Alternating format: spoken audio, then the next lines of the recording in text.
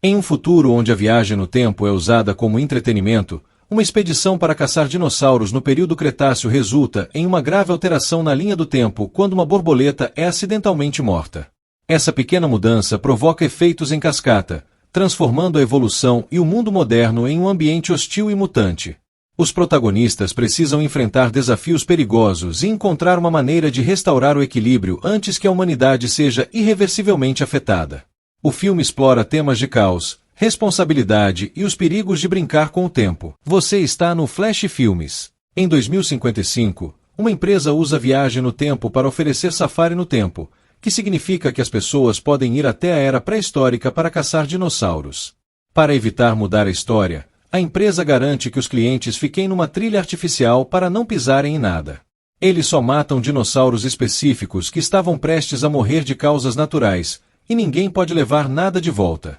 Os clientes de hoje são um homem de meia-idade e sua filha, que são guiados pelo Dr. Travis e alguns funcionários da empresa. Todos usam trajes especiais para caçada que monitoram os sinais vitais e possuem câmeras para registrar toda a experiência. Quando chegam ao local certo, Travis pede que o grupo espere pacientemente, lembrando que as armas dele só vão disparar quando ele atirar. Nesse momento, eles ouvem um rugido poderoso e o chão treme com as pisadas de um enorme dinossauro. A fera corre em direção ao grupo, derrubando árvores no caminho. Os clientes estão apavorados e querem atirar, mas Travis manda esperar até o dinossauro estar perto o suficiente. No último segundo, todos disparam juntos e a fera é rapidamente morta, afundando no pântano. Quando retornam ao presente, a gravação dessa pequena aventura é exibida em uma festa pós-caça, organizada pelo CEO da empresa, Charles. No entanto, Travis não comparece à festa e fica em seu laboratório, trabalhando na inteligência artificial da máquina chamada Tammy. Logo, ele é acompanhado por Clay, que também trabalha para o Departamento de Regulação Temporal, uma agência governamental que garante a segurança nas viagens no tempo. Charles aparece para arrastar Travis para a festa, onde ele pode impressionar os ricos com suas palavras científicas.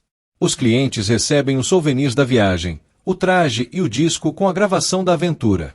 De repente, a doutora Sônia invade a festa, borrifando todos com vinho tinto, chamando de sangue. A segurança vem para retirá-la, enquanto Sônia grita sobre os perigos da viagem no tempo e como a empresa está destruindo o futuro. Travis a segue e descobre que foi ela quem inventou a tecnologia de viagem no tempo, mas Charles tomou a patente com um contrato de financiamento suspeito. Sônia insiste que o safari no tempo trará consequências terríveis e não entende por que Travis apoia isso. Então, ele a leva para um laboratório no zoológico. Lá, enquanto exibe um holograma de leão, explica que trabalha para Charles para estudar o DNA de animais extintos. Como eles não podem pegar amostras durante as caçadas, Travis faz uma leitura remota do DNA dos dinossauros, coletando aos poucos. Eventualmente, ele terá informações suficientes para reconstruir toda a cadeia de DNA e trazer animais extintos de volta ao mundo. Como eles caçam apenas animais que morreriam de causas naturais, Travis acredita que não estão alterando a história, mas Sônia insiste que isso só trará caos e colocará o futuro em risco. Enquanto isso, no laboratório da empresa, um funcionário distraído deixa cair os cartuchos de nitrogênio líquido congelado, que são usados como balas nas caçadas. O recipiente quebra, mas o funcionário o coloca na máquina de suprimentos, sem perceber o vazamento de nitrogênio na arma de Travis. No dia seguinte, Christian e Ted se inscrevem para uma caçada e Charles os leva ao laboratório. Travis explica a tecnologia e surpreende Charles ao dizer que tudo foi desenvolvido por Sônia. Em seguida, os clientes aprendem a usar as armas, que usam nitrogênio líquido congelado, para que se dissolvam depois. É uma regra, nada pode ser deixado no passado e nada pode ser trazido para o presente. Eles devem sempre seguir o caminho, nunca sair e não mudar nada. Os clientes recebem injeções especiais, e uma vez equipados, entram na máquina e são imobilizados para que o feixe de partículas não erre nenhuma célula. As luzes começam a girar ao redor deles, e em poucos segundos, eles aparecem no passado. Enquanto caminham pelo caminho artificial, Ted se assusta com algo nos arbustos e tenta atirar, mas a arma ainda não funciona. O animal é apenas uma borboleta que voa para longe. Os funcionários o repreendem, lembrando que as armas estão desligadas por causa de pessoas como ele. Quando chegam ao local certo, o dinossauro aparece rapidamente, mas a arma de Travis falha e, sem ela, as outras armas não disparam. Marcus pega a arma de Travis e começa a consertá-la, mas precisa de um momento. Travis acende sua lanterna para atrair a atenção do dinossauro e começa a correr pelo caminho, fazendo a fera segui-lo enquanto pede que os outros se escondam. Os clientes correm enquanto o dinossauro tenta morder Travis, que cai fora de alcance no último segundo. Jenny grita também e o dinossauro quase alcança, mas Travis usa a lanterna de novo para afastá-lo dela. Nesse momento, Marcus termina de consertar a arma e a joga para Travis, que deixa a lanterna cair e usa a arma para matar o dinossauro com apenas alguns tiros. A lanterna rola pelo caminho e quase cai fora dele, mas Jenny a pega a tempo. Depois todos se reúnem e confirmam que nenhum protocolo foi quebrado, então podem ir embora. Ninguém percebe a pegada enlameada no caminho. De volta ao presente, os clientes estão furiosos e ameaçam processar Charles, que começa a manipulá-los com palavras bonitas. Em vez de passarem por uma caça controlada, Ted e Christian sobreviveram a uma situação realmente perigosa, o que os torna mais legais que os clientes anteriores. A dupla se acalma e aceita uma bebida. Do lado de fora, uma estranha onda de vento passa pela cidade, interrompendo a energia brevemente. Depois do trabalho, Travis vai para casa e nota que está mais quente do que o normal. Na manhã seguinte, a temperatura está ainda mais alta e as notícias reportam toneladas de peixes mortos nas praias. Cientistas descobriram que a contagem de UV também está bem alta, e Travis nota que sua planta de casa floresceu de repente. A caminho do trabalho, Travis encontra uma multidão ao redor de uma parede, fascinada com uma planta que atravessou com uma força misteriosa. Momentos depois, Travis e a equipe estão levando novos clientes para o passado. Para surpresa deles, o dinossauro ainda está morto exatamente onde o deixaram. De repente, o vulcão à distância entra em erupção e todos começam a correr de volta para o portal. Travis e Jenny pulam antes que a cinza possa atingi-los. De volta ao presente, eles discutem o que aconteceu e assumem que Tam errou o ponto de entrada por 5 minutos. Porém, Tam garante que enviou o grupo para as coordenadas certas. Clay anuncia que as operações serão suspensas até uma investigação mais profunda. Ignorando as tentativas de Charles de manipular a situação, Clay decide que vai reportar tudo ao governo. Logo, Tam é desligada e o laboratório inteiro é tomado por agentes. Travis está certo de que cometeram um erro na viagem anterior, mas Charles não leva a sério. Ele sai de táxi, mas o trajeto é interrompido quando um buraco surge no meio da rua. Outro carro cai nele primeiro e o táxi tenta desviar, colidindo com mesas de um café. Felizmente, as pessoas saem do caminho a tempo. Travis também está bem, então se aproxima do buraco e descobre que foi causado por plantas de crescimento rápido. Depois, Travis vai ao prédio de Sonia, onde encontra uma porta tomada por plantas. Ao chegar no apartamento dela, ele encontra os outros moradores protestando sobre as plantas invadindo suas casas e culpando-a. Irritada, Sonia ameaça com uma arma para que saiam. Travis tenta conversar com ela, mas é ignorado. Ao sair, ele percebe o serviço de entrega de materiais de jardinagem e pega o pedido de Sonia, fingindo ser um entregador para conseguir entrar. O apartamento de Sonia está cheio de plantas, mas elas não parecem fazer nada de estranho. Sonia finalmente percebe quem ele é e diz que o estava esperando, então o leva para o andar de cima e pede que olhe pela janela. Travis fica chocado ao ver uma espécie de onda transparente atingindo a cidade inteira, o que o faz cair de volta ao andar inferior. Sonia chama isso de onda temporal. Nesse momento, eles ouvem gritos e, ao abrir a porta, encontram um vizinho coberto de insetos que estão dominando o corredor. Travis e Sonia correm para dentro, mas também encontram insetos lá. Eles começam a subir no corpo de Sonia e ela tenta se livrar deles. Travis joga o saco de fertilizante no chão para ela ficar em cima. Em seguida, ele quebra um cano e começa a jogar água no chão para abrir um caminho pelos insetos. A água atinge os tanques de oxigênio, gerando uma faísca, então a dupla sai correndo e pula do prédio antes que os tanques explodam o apartamento inteiro. Travis e Sonia sobrevivem à queda ao aterrissarem em uma árvore enorme que não estava lá antes. Quando olham ao redor, descobrem que a cidade inteira está destruída. Sonia explica que mudar algo no passado não afeta o futuro de uma vez só. As mudanças acontecem aos poucos, como ondas. Tudo começou nessa cidade, mas logo atingirá o resto do planeta. As plantas estão mudando primeiro, depois serão os animais, e por último, os humanos. Pode ser uma alteração simples, como ganhar um olho extra, ou algo maior, como extinção.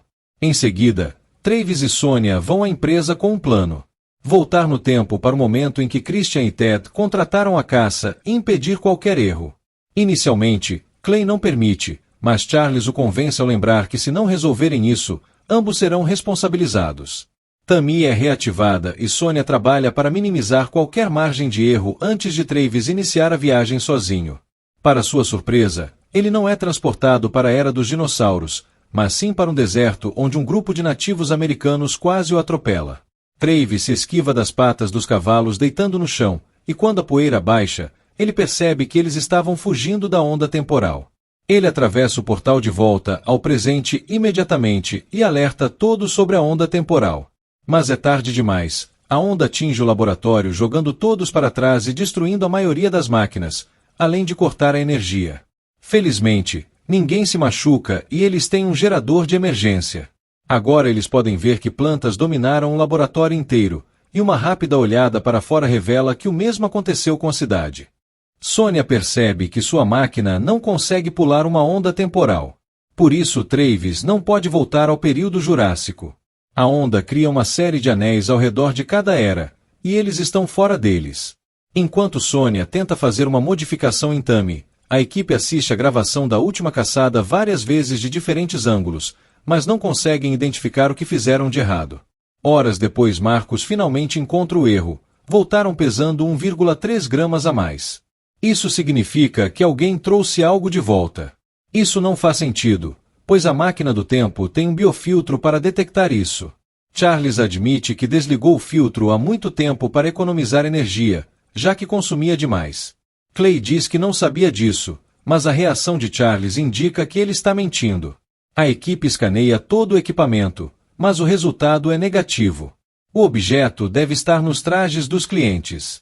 Após muito trabalho, Sonia finalmente encontra uma possível solução. Ela enviará Travis para um ano anterior ao erro, quando as ondas ainda não existiam. Assim, ele pode ser arremessado para o momento certo sem resistência. Esse salto consumirá quase toda sua energia, então ele terá apenas cerca de 20 segundos para corrigir o ocorrido. Para evitar desperdiçar esse tempo, primeiro eles precisam descobrir exatamente o que aconteceu. A equipe começa a se preparar para procurar os clientes. Sonia lembra que plantas e animais evoluíram de forma diferente por milhões de anos, então eles devem ficar atentos a criaturas como dinossauros evoluídos. Eles saem no meio da noite e começam a atravessar o parque, quando de repente ouvem um barulho. Um tiro rápido é disparado, mas era apenas uma criatura parecida com um camaleão, que foge imediatamente. Nesse momento, eles ouvem um rugido muito alto e continuam avançando. Mais à frente, no parque, encontram enormes teias de aranha e pegadas estranhas no chão. Enquanto continuam caminhando, ouvem outro rugido, e de repente uma videira se enrola em Marcus, cravando vários espinhos antes de soltá-lo. Eles ouvem a criatura se aproximando, então a equipe rapidamente remove os espinhos e ajuda Marcus a andar para fugir. Marcus não sente as pernas e conclui que os espinhos injetaram alguma substância química. Uma videira também agarra a arma de Lucas, mas ele puxa e recupera. Momentos depois, são subitamente atacados por um babuíno reptiliano, que pula em Lucas e o arrasta. Travis corre atrás e começa a atirar na besta, mas as balas apenas a enfurecem. O babuíno pula para atacar novamente, mas agora sua fraqueza é exposta. Travis atira e finalmente o mata. Infelizmente, o rugido chamou a atenção de mais babuínos, então Travis e Lucas voltam correndo para o grupo. Eles começam a correr, atirando nas criaturas que se aproximam, mas são muitas para lidar. Marcus mal consegue se mover e pede que o deixem para que ele possa servir de distração. Após a equipe partir, Marcus continua atirando para manter os babuínos focados nele. O veneno dos espinhos o faz alucinar e ver seus entes queridos, então ele morre com um sorriso no rosto enquanto os babuínos o devoram. Eventualmente, a equipe chega ao prédio de Ted, onde vê um pai e filho saindo de fininho para ir ao mercado. Eles estão desesperados por comida, mas logo são encontrados e atacados pelos babuínos. Travis corre para dentro e mata o primeiro babuíno com um tiro em sua fraqueza. Ele tenta atirar no segundo também, mas este se assusta e desaparece na escuridão. Depois a equipe entra no prédio de apartamentos e começa a busca, vendo plantas e refugiados em cada canto. Eles encontram Ted brigando com um vizinho por causa de uma fogueira que ele acendeu no quarto, jurando que não saiu do caminho. Eles pegam seu traje no armário e examinam cada centímetro, mas não encontram nada. Isso significa que agora precisam encontrar Christian. Ted explica que a esposa de Christian o expulsou, então ele está morando no escritório no centro. Para enfrentar a jornada, a equipe decide roubar um carro do estacionamento do prédio. Uma criatura voa perto demais do carro, mas eles conseguem deixá-la para trás e chegam ao local de Christian. Sonia e Travis sobem para procurá-lo, enquanto Lucas e Jenny protegem o carro. A dupla sobe as escadas notando videiras venenosas por todo lado. Há também muitos corpos. Parece que o veneno os fez enlouquecer e se matarem. De repente, um homem idoso surge e tenta atirar neles, mas está sem balas e foge. Travis então atira em uma porta para encontrar Christian, que imediatamente abre fogo. Travis e Sonia se escondem até Christian parar de atirar. Quando se aproximam, percebem que ele também está infectado. Ao perguntarem sobre o traje, Christian enlouquece e começa a correr pelo apartamento, atirando e matando um vizinho no corredor. Travis cuidadosamente se posiciona até conseguir encurralar Christian, que entra em pânico e decide se suicidar. Depois, eles vasculham o apartamento e finalmente encontram a causa de tudo. Christian pisou em uma borboleta e trouxe o corpo grudado na bota.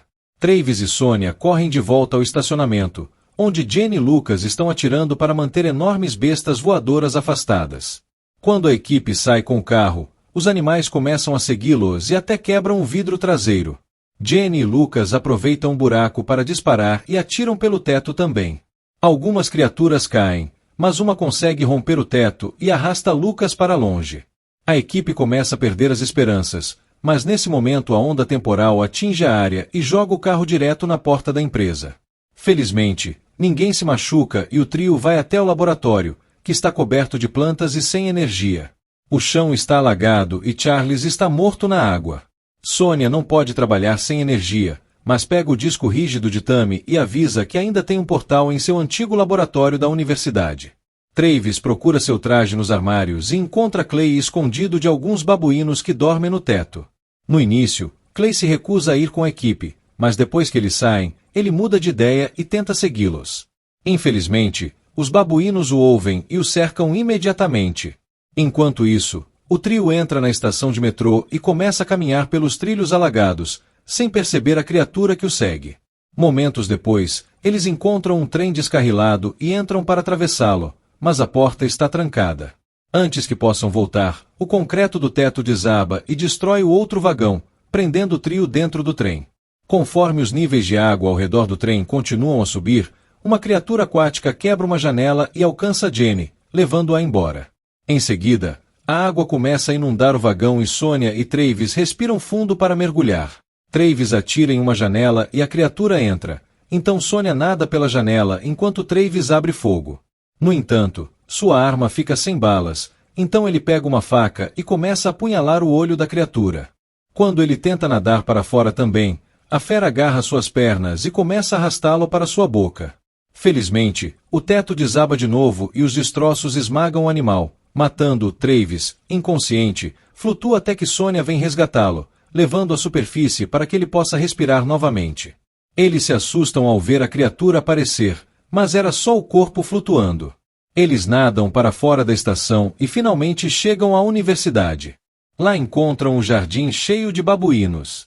A dupla corre para dentro e tranca todas as portas, fazendo com que os babuínos comecem a escalar o prédio para chegar às janelas. No laboratório, eles colocam Tammy para funcionar como gerador de emergência, enquanto os babuínos continuam batendo na porta.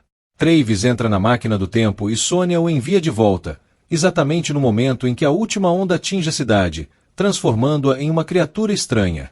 A manobra de arremesso funciona e Travis é rapidamente lançado de um ano para o outro, evitando as ondas antigas. Ele chega no momento em que sua equipe está em pânico e chama a atenção de Jenny para avisá-la de que o biofiltro está desligado e que ninguém deve tocar na gravação, exceto ele. Em seguida, Travis corre e desliza pelo caminho para puxar Christian de volta, bem antes de ele pisar na borboleta. Christian grita ao ver Travis desaparecer, pois a linha do tempo foi corrigida. Depois, Jenny pede para Clay ligar o biofiltro e observa a borboleta voar. Quando eles retornam ao presente, Jenny entrega a gravação para Travis e conta o que aconteceu. Travis, confuso, sai do trabalho.